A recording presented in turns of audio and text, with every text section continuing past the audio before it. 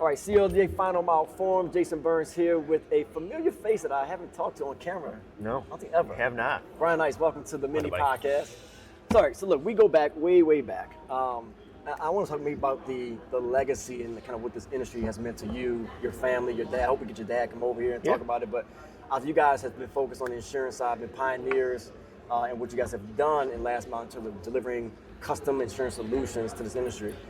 As you've been a part of it, kind of what are the big challenges you see facing Last Mile today? Well, from an insurance perspective, as you're seeing too, is just the ever increasing rates, right? Yeah. I mean, it's just probably since the last 12, 13, 14, 15 years, nothing's gone down. Yeah. It's been increasing.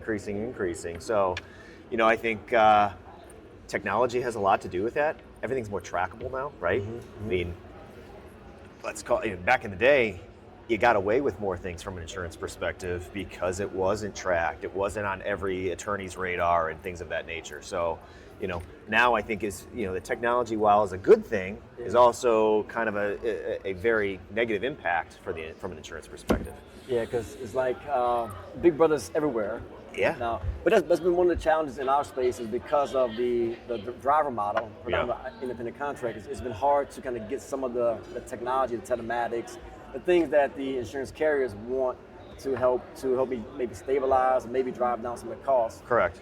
What have you seen? Do you see any opportunities on the horizon for folks to get more control of their destiny as it relates to visibility into that? Or what are some of the things that you kind of talk to your clients about in terms of how they can prepare themselves for the road ahead? Yeah, I mean, I think in terms of the telematics, I think that is very important. I think at the end of the day, we need to be able to help create a better driver, a driver that improves their behavior, right? I mean, we all know we're always distracted in driving. I think if you do have some big brother, if you will, watching it, and there's a rating mechanism to that. Mm-hmm. There's a competition element, right? We're both former athletes, right? Yeah. So you want to be that better driver, and maybe there's some financial implication that if you're a better driver, you get paid more. So ultimately, if you create better drivers and a better workforce, that could impact insurance rates and that kind of thing. So yeah. Last question for you. So CLDA, we've been coming to these shows for many years. 22 years now. 22 years. Wow. Shit, as long as I think maybe I'm 18, 19. So you beat me.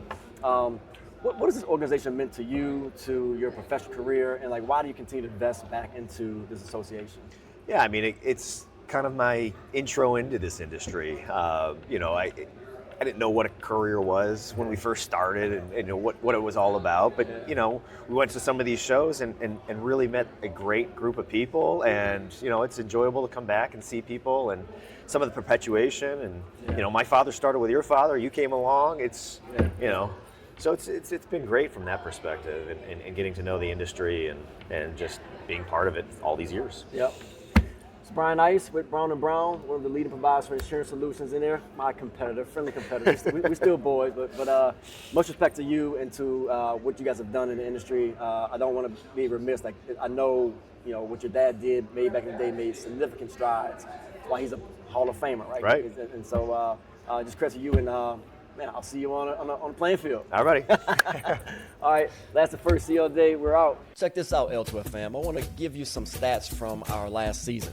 78% increase in views, 35% increase in impressions, 30% increase in followers. Now those are some impressive numbers, and I want to thank you for your support. But there's one last stat that has my attention the most.